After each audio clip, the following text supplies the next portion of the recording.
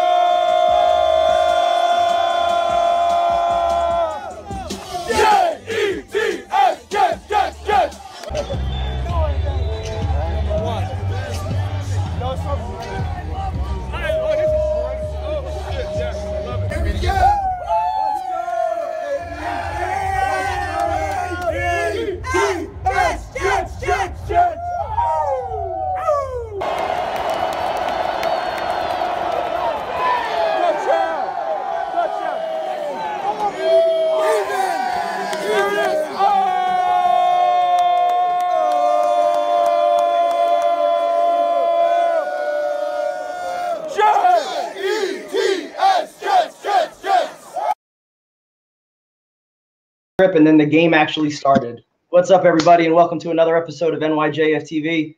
I'm one of your hosts, Kevin Sirkin, joined by Fireman Ed and former Jets wideout Rob Carpenter, and we have got a whole lot to break down from that disaster in Buffalo. Before we do that, really quick, if you guys are watching on Facebook, on YouTube, or on Periscope, please go download the Shindig app. All right, it's our video conference app. It allows you guys to come on and be a part of the show. So if you have any questions, anything that you want to ask Rob or Ed, go download the app. Also, check out fanduel.com/NYJetsFans. We're going to be giving away one of these bad boys this week, a signed Justin Burris print. All right, last week we gave away a Darren Lee and Leonard Williams one. There's going to be cash prizes going out this week. You get a free entry into the Sunday Millions contest. Also, if you put $10 into your account, you get a free $10 gift card to NYJF Shop. So, awesome deal. You get a chance to talk trash and compete with myself, Rob, and Ed. And, please, I finished towards the bottom. Rob was right there with me. So, hey, it's free money for you guys. So, just, go sign up. All right, and lastly, SeatGeek.com. Looking to buy tickets, probably not to the Jets, but if you're looking to buy tickets, concerts, baseball, anything else, go to SeatGeek.com. Use promo code NYJF. You'll save $20 on your next purchase. All right, so with that being said, before we bring on Brian Winters, really quickly, guys, just some thoughts on that game in Buffalo. Well, for me, I think it kind of, went along the way I thought it would, judging from the preseason. Even though my prediction was that the Jets would probably win the game, 23-17. I didn't think Buffalo, would be able to run the ball as much as they did on that defensive front. I think that was the biggest key to the game right there. So, the offense was the offense that I think we all pretty much thought it would be. Curse being a new receiver out there, we knew Forte was going to get the majority of the carries, and we pretty much knew that he wasn't going to be able to do a whole lot with the ball. McCown being a quarterback, ball wasn't going to be able to be stretched down the field too much. But, that defense kind of surprised me, man, the way that they gave up so much in the rushing game. I really never thought that would happen. So I think that was the key to the game right there. I said before the game last week, I said you got to run the ball, stop the run. Thought we would stop the run. Thought for sure we were going to stop the run. That's our power. That's what we rely on. That's our defensive line. That's the guys. Where Mo Wilkerson is, Damon Woody said during the game, he said, Mo Wilkerson's on a ski mask team. He is. He's on a ski mask team. He's robbing the Jets. He signed that contract. He's robbing the Jets. It's one game. I'm going to see what happens. Darren Lee, forget it. Listen, I watched the film twice. Just watched the whole thing. That kid is out of control. He's out of control off the field. He's out of control on the field. He's just out of control. When Todd Bowles said that how did he play? He said, okay. That's because you ain't going to throw him under the bus. He killed them. He destroyed them. Those runs that you've seen, 8 runs for 20 yards or more, he was in 3/4 of them. So, you know, when you can't stop the run, you can't win. You know our offense ain't that good. I mean, can we throw the ball down the field? Can we throw the ball down the field? Once, can we throw the ball down the field? You got to loosen them up. You got to loosen them up. Robbie Anderson shows he's got some speed. He can make things happen. It's not like we don't have anybody out there. He can run down the field. I'm not going to tell you. Ed, great stuff, man. At this time, it is now time for the Winners Report with Brian Winters.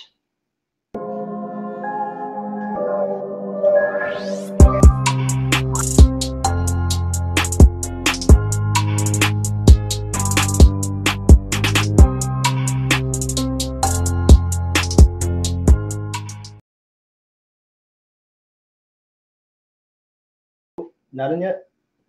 What up? There he goes. What's going on, Brian? How are you doing? I'm good. How we doing? Hey, what's up, Brian? How you doing, big fella? Not too bad. Not too bad. All right, Brian, you know, first off, you know, thank you again for taking a few minutes to join us. We definitely appreciate it. After you've had a chance to look over the film now, what were some positives that you guys were able to take away on offense, and what's going to be the focus to improve heading into week 2?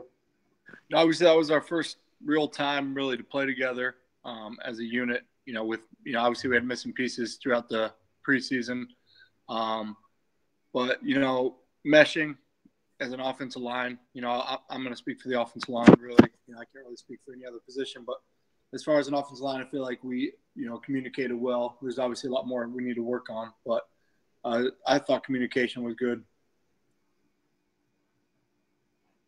Hey, Brian, I got one question for you, man. I'm going to pretty much leave last week alone. I know you guys have moved on way past that and you know, game planning towards Oakland. And me being a former player, I pretty much know, especially on offense, that the offensive line is the unit that takes the longest to gel. So, and you guys are pretty much playing, you know, got new pieces put out there this season. One thing going into week 2, is there going to be a bigger emphasis on the running game this week? Yeah, absolutely. You know, hopefully that's something that we focus on. You know, it's easy for a defense to guess, you know, when we're going to pass the ball every play. So we got to definitely break it up more. And I feel like we're going to do a better job about this week as far as, you know, run the pass. So hopefully we see more run game, and that's, you know, like I say, going to keep the defense guessing on what we're doing. Hey, Brian, the offensive line looks like it didn't get nicked up, what we could tell anyway. It looks like you guys are still – we got the strong 5 there, which is a major positive, because I want to see you guys start to gel, like you said. I want to see them use Bilal Powell more, you know, you need more speed you know, through those gaps. You know, you guys are jammed up with these 8-man boxes.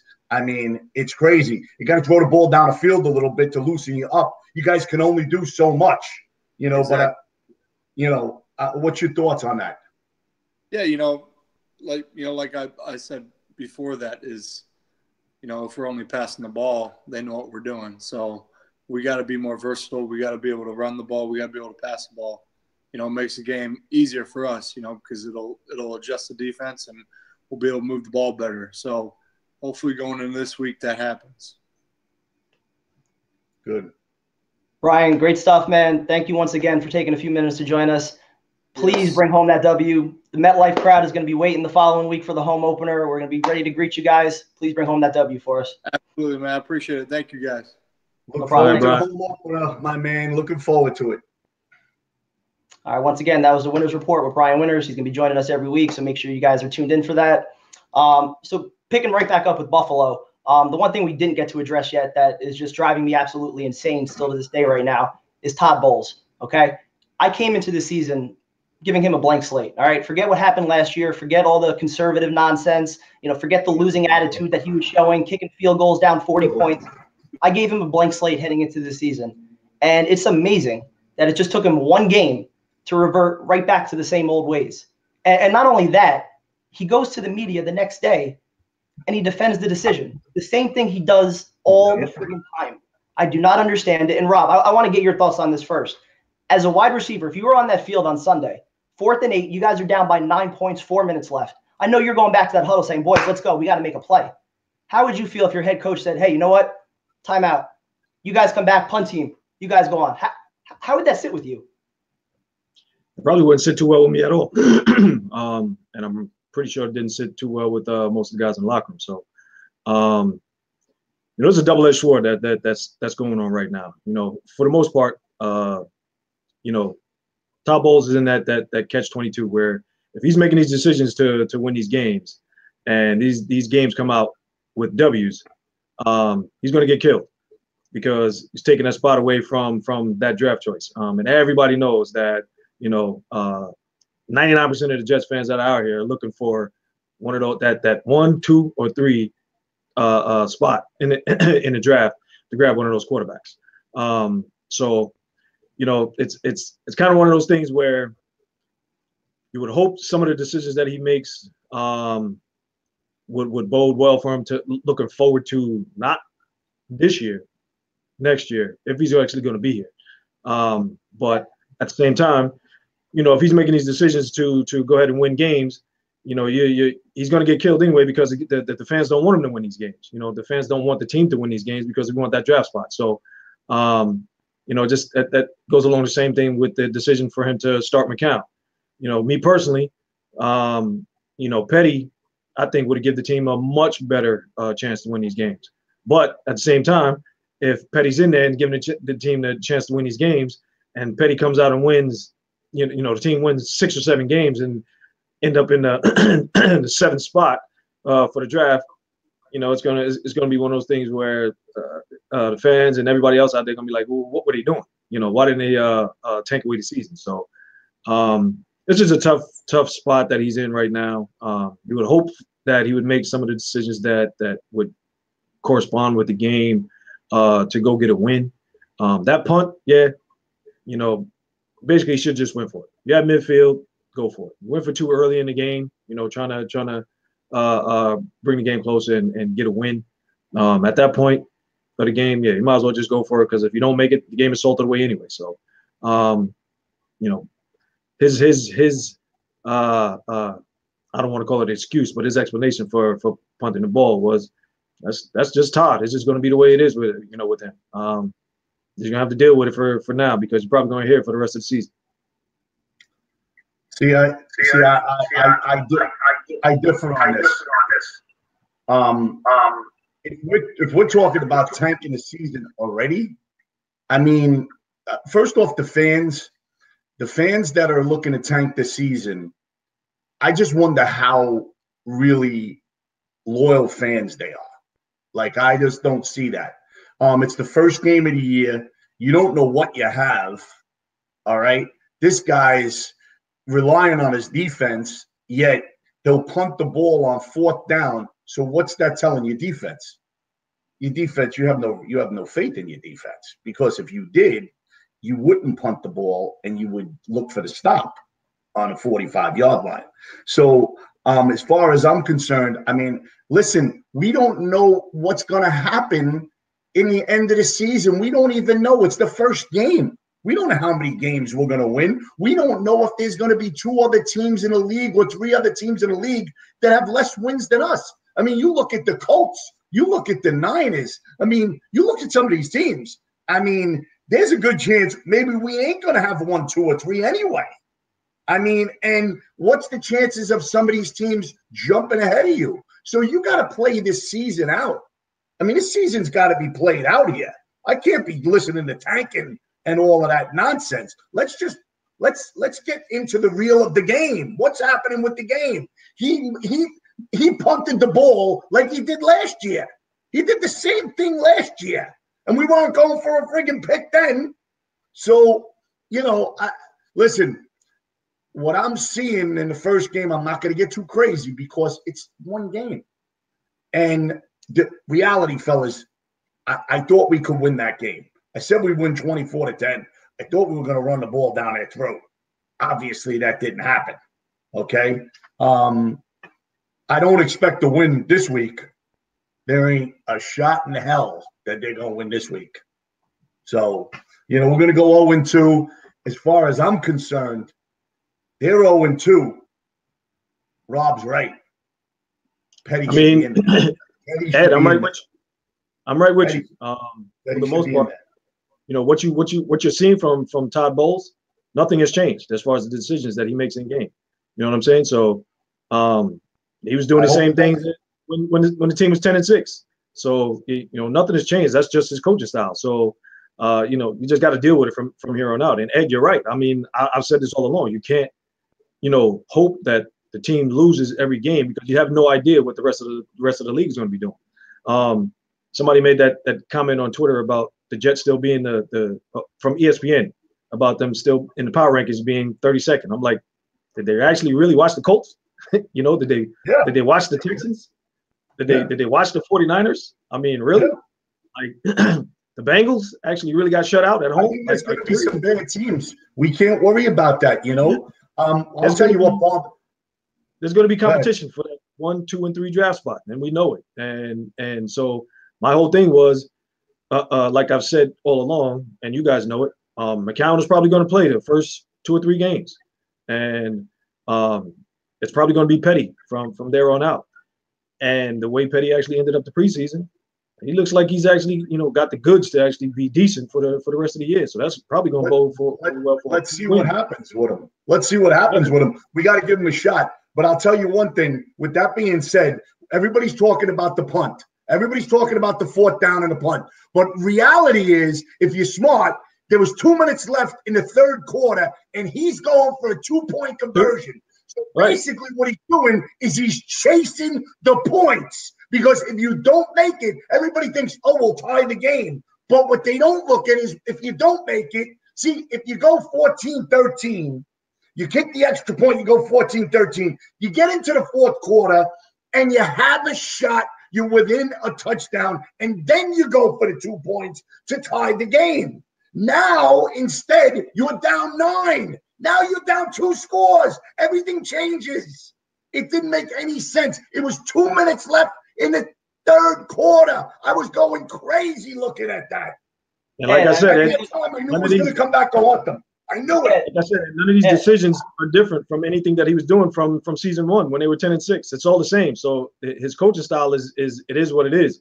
You know what I'm saying? So, if he's punting on with 4th and 9 at midfield with 4 minutes left to go in the game, he did it in season 1 and he did it in season 2. So nothing has changed. That's just his coaching style. And not much is going to change from here to the end of the season because it's just what he does and how he thinks. So, whether going forward, whether it's going to be him or not, going forward after this season, you just got to deal with the rest of the season with the way that he actually coaches. The thing for me, though, with the 2-point conversion, at least with that, he was going for it. At least he was showing some aggressiveness. He went for the win. I can accept that. All right, it didn't work. I can accept when that happens. It wasn't the right call, but I can live with that. The same way I can live with, if they air the ball out, if he's sending the house on blitzes and it comes back to bite him, fine. I can't live with the defense just playing back on its heels. I can't live with the dink and dunk. This is what he's done all of last season. Like you just said, it's more of the same. And unless it changes, he's not going to be here for whatever quarterback we get. Okay, so tanking shouldn't even be on his mind. With the offensive side of the ball, that's on him. That's all the offensive coordinator. That's all them. Todd overlooks that, but that's all offense. He has nothing to do with anything that's being called on offense because he's not calling offensive plays. He sees the situations. He might actually give his suggestion on a situation like the 2-point conversion, saying go for 2, but he's not exactly calling the play. He just makes that decision as far as the decision goes to go for 2. But as far as the offense goes, everything falls on Johnny Morton, because he's the guy that's actually calling the play. So Todd has nothing to do with that. If it's 3rd and 10 and the play comes in where 4 guys are 5 yards down the field, Todd Bowles has nothing to do with that. Now, when they get to the film room, he can make those suggestions, but like, Johnny, look, we got to do something else. We got to get down the field. We got to make these first downs. We got to throw the ball down the field. And that's what happens in the film sessions. But, these guys are new to each other right now. So, and it's one game. We'll see what happens, for the rest of the season. All right. We are now going to bring it to our first caller. We have Mike Sweeney who wants to join us and talk some Jets. So Mike Sweeney, bring him on.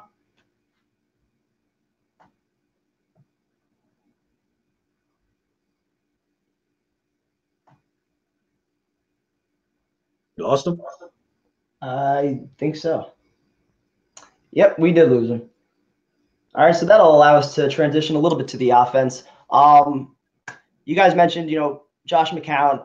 I don't know what to say about him. Ed, you kind of touched on this earlier where you said, hey, maybe it's best if Hackenberg or Petty aren't in there for Oakland because I think that's going to be an absolute bloodbath on Sunday. So, maybe it is best that Josh McCown just kind of, get that one out of the way and then we make the change in week 3. Yes. But I just don't know how much more I could actually watch of Josh McCown. You see how physically limited he is. Okay, he is not mobile. He does not have the arm strength. I get it. He can get guys in and out of the huddle. He can run the offense. He's going to make some good decisions. But at the end of the day, is he putting up points? Is he getting you wins? So long term, this is where it's got to be Petty or Hackenberg week 3. I mean, the only thing, though, I will say, you guys touched on, Petty should be next up, which I agree with. But Hackenberg was the number 2 quarterback. And Bowles even said, it was a coach's decision. He didn't really turn to the injury. So I think it'll be interesting to see who they possibly go to if this game is as bad as we think it's going to be. Well, it was a coach's decision, but I also think it was based on the injury. You're not going to say that. That's just my personal opinion. Him coming out of preseason, that's an MCL injury. You know what I mean? So, and it's week 1.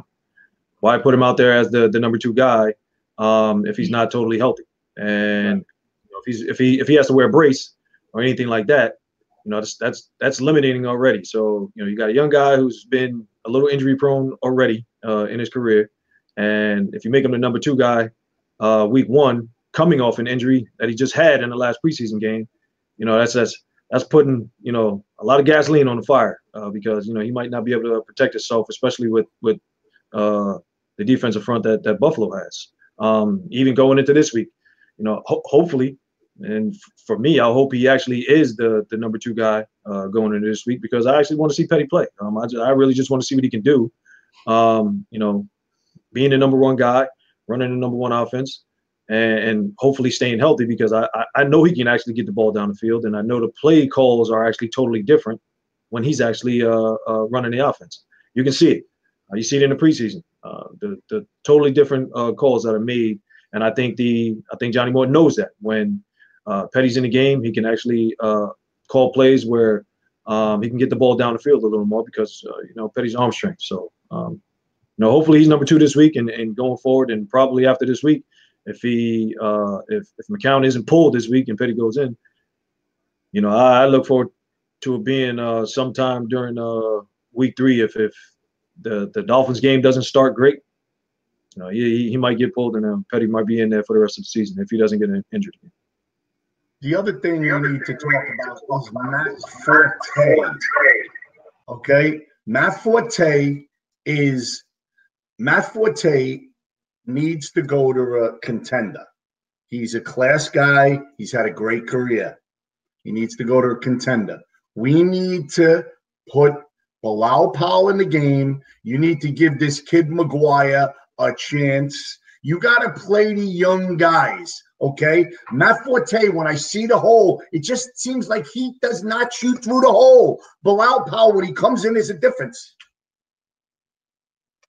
He's lost the burst. He's lost the quickness. You can see it. It's evident. Yeah, and you can see when the other guys are actually in the game, it's totally different. He can't. I don't know what they're doing. Can't stretch the field from sideline to sideline anymore to get around the corner. Kind of just wasting downs with him. That's just me. And Father Time is undefeated, man. It's just Forte has taken a lot of punishment over the years, and it's just looking like it's his time. To sit it down. And Bilal Powell needs to have the ball in his hands. Yep. He's a home run hitter. He could carry the ball 5 times in a row and get 4 yards, and then on that 6th carry, he can take it easy. So he's just that type of guy. All right, we're going to head back to the phones. We got Mike Sweeney one more time. We're going to try to get him on here. Ready, goose. Hey, what's Mike, going on, man? Jet What's up. up, Mike? Tell your mind, dude. What do you want to say? What do we say? Go Jets. That's what I'm talking about. That's awesome. Gonna put your shield down? Your secret shield? So let's talk some Jets, right? Hey, what's going on, man? What's on your mind? It's like kind of interesting seasons where we kind of got to hope for the best. We got a lot of young talent. I think Robbie Anderson could be something special on the team. Like Ed was saying, he is fast. He is very fast, and I like that. I think we could use him for years to come.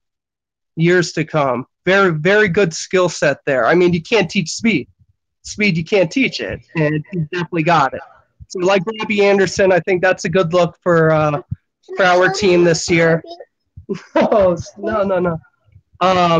Yeah, but I like Robbie Anderson. I think he's going to be a good guy over the next couple of years. Hopefully, we actually have a quarterback that can actually get him the ball down the field, because just using that speed going from sideline to sideline is not using his skill set. Don't get me wrong, he can play in between passes. He's proven that he's a tough kid.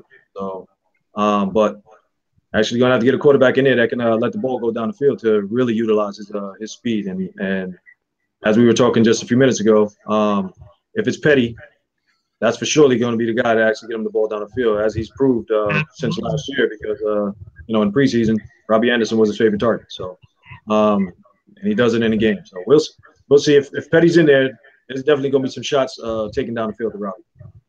Yeah. I agree. I like Petty. Honestly, I think Petty should get the starting role. That game, that last preseason game he was in, when he got injured there, he went off. He really tried coming back for us, and he almost got us the win in that game.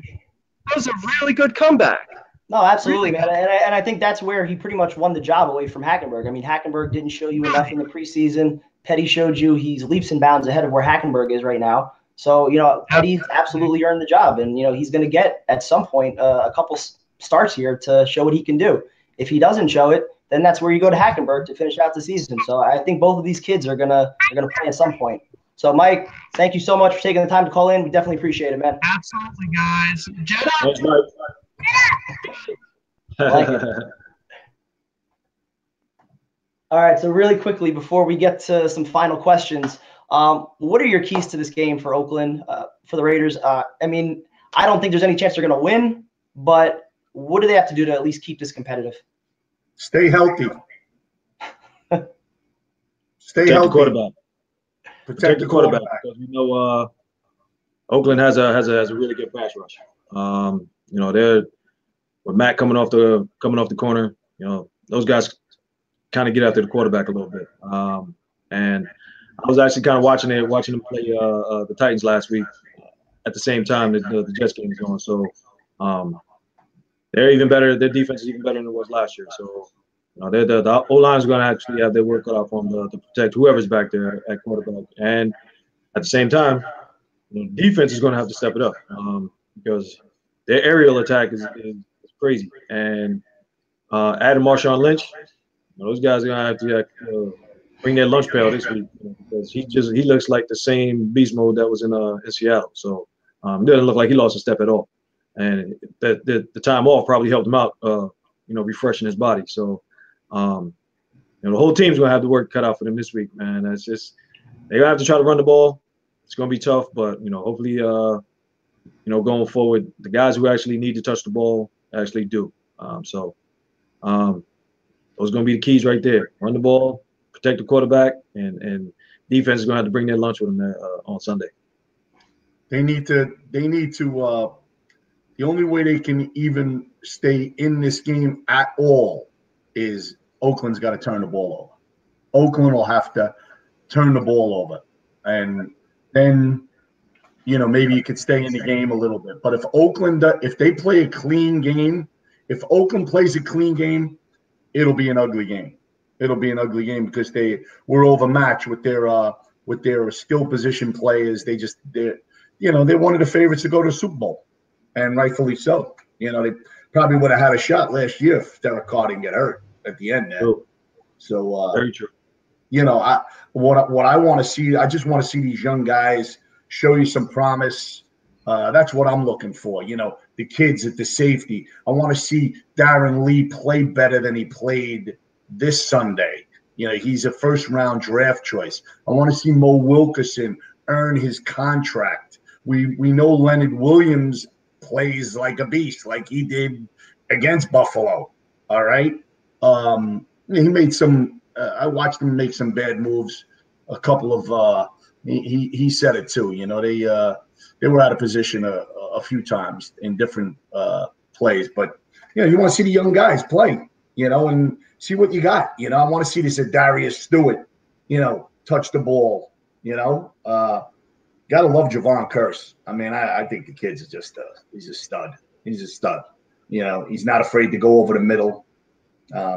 Let's see what happens. You know, turnovers. The only way we're going to stay in the game. Got to turn the ball over. You know. All right. So with that being said, we're going to close it out with some questions and comments. First, we have a comment. Ed, Charles Butler agrees with you. He would rather win than tank. I'm right there with him. You know, personally, you're in the first 2 weeks of the season right now. Obviously, it's not looking promising, but you never know what could happen. We've seen teams before start off slow and they go on a run. You know, ultimately, I think we're waiting on this defense to show us something before that could ever happen. But question, what do you think about Josh McCown last game?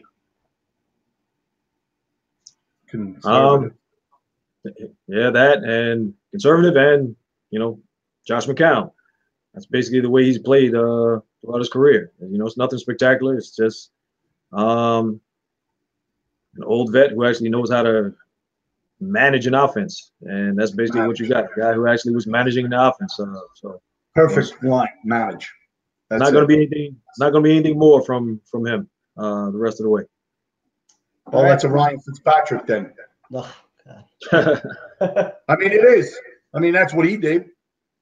He managed the team, right? I mean, at the end, especially. So, let's see what happens. All right, we got Hoss the Boss. Should the Jets trade Muhammad Wilkerson? He's not really performing up to par, which is an understatement. Thoughts? Yeah, Should they trade him if they can find somebody to take him on? If you get a number one. I don't think anybody's giving up anything like that for him. If you're getting a number one, then just play him. Play him. Make him play. He's got to play. This is one game. You know, at this point, there's not going to be any takers for him. So, you know, it'd be a moot point actually trying to put feelers out there to actually trade him. Might as well play him.